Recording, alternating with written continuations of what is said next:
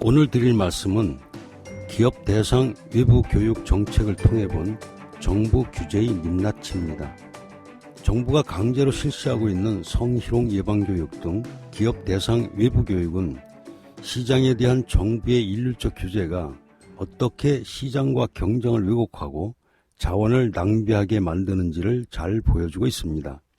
즉, 기업 대상 외부 교육 이행 과정에서 드러난 여러 가지 양태는 시장에 대한 정부 규제의 민낯을 드러내 보이는 하나의 전형적인 사례로서 시장에 대한 정부 개입의 결과는 거의 모든 경우에 이런 식으로 나타나게 된다는 점을 새겨둘 필요가 있습니다. 통상적으로는 정부가 시장에 개입하면서 벌어지는 일들은 좀채 밖으로 잘 드러나지 않습니다. 대부분의 경우에 정부 정책의 효과 혹은 역효과가 하루아침에 즉각적으로 나타나는 것은 아니기 때문입니다. 그것들은 대부분 시간의 경과에 따라 중장기적으로 나타납니다. 그렇기 때문에 어떤 결과가 어떤 정책으로 인해 발생한 것인지 그 원인 결과의 관련성을 의문의 여지 없이 규명하기 어렵게 만드는 사정이 존재합니다.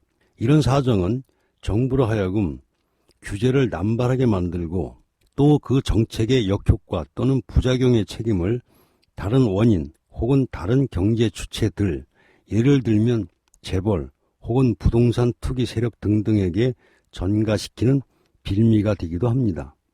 그런 면에서 이번 기업 대상 외부 교육 사안은 그 인과관계가 비교적 명확하게 드러난 드문 사례라 할 수 있습니다.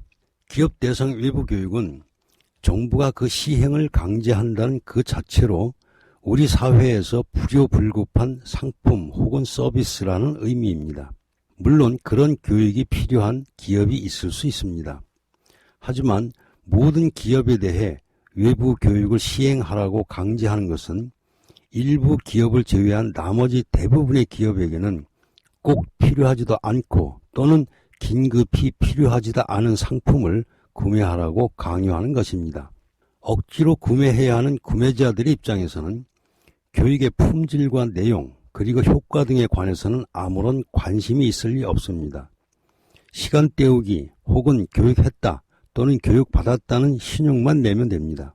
따라서 가능한 짧은 시간에 교육을 끝내주고 또 교육의 내용이나 목적과는 무관하게 단지 지루하지 않게 강의하는 강사를 선호하게 됩니다. 전문 지식과 알찬 내용을 전달할 수 있고 또 전달하고자 하는 강사는 배제될 수밖에 없습니다. 구매자들의 이런 사정을 잘 파악하고 있는 공급 측면에서는 애써 전문 지식과 알찬 내용의 강의를 준비하고 그것을 잘 전달하는 강사가 필요 없습니다. 오히려 이 교육 분야 관계자의 말처럼 전문 지식보다 쇼맨십이 중요하기 때문에 스피치 강사, 행사 사회자 등이 인기를 끕니다. 결국 교육 목적과는 동떨어진 불량 제품들이 시장을 장악하게 됩니다.